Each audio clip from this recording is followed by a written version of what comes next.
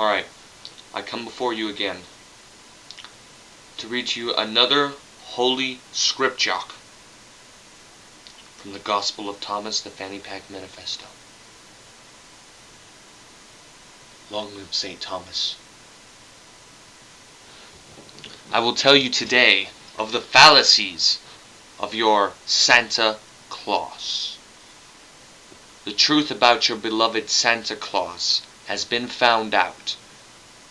He is a real, living, breathing vampire. Let's think about this logically. 1.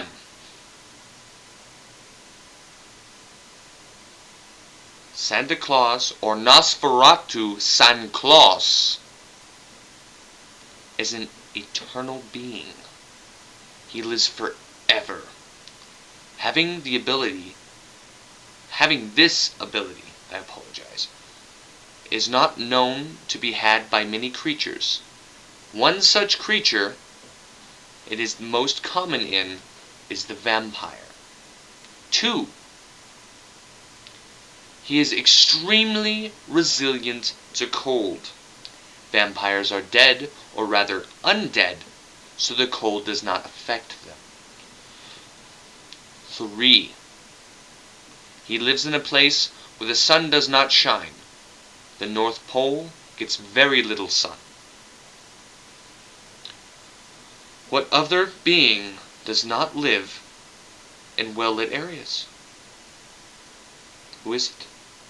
The vampire. 4. He only comes out on Christmas Eve night. Vampires are deathly allergic to the sun, which is why they do not come out in the sun. They would turn into a flaming torch for all to see. Unlike the retardism-influenced ideas that they will sparkle and shimmer. That is why Nosferatu San Claus does not do his deed during the day.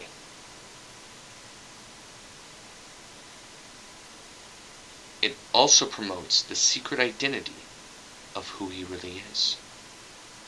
This also explains reason 3, which I have mentioned above.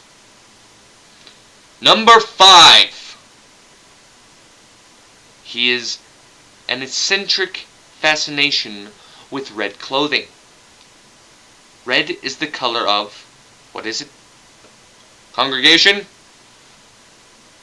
Blood. Giving Mr. Claus even more suspicion to his true self.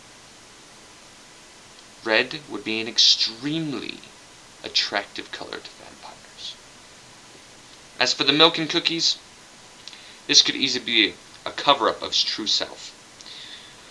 Maybe also they have for his minions the elves, which would actually be ghouls. Ghouls are servants of vampires. Therefore, it would only make sense. If he's good, he gives you a present, so that he can use his giant cover to keep on taking the bad or naughty kids as either blood sacks or turn them into ghouls. As for the really naughty kids, he feeds them to the ghouls for snacks, which would lead more into the theory that the milk and cookies are a cover. The naughty adults, male and female, he seduces them into his lair to feed off them.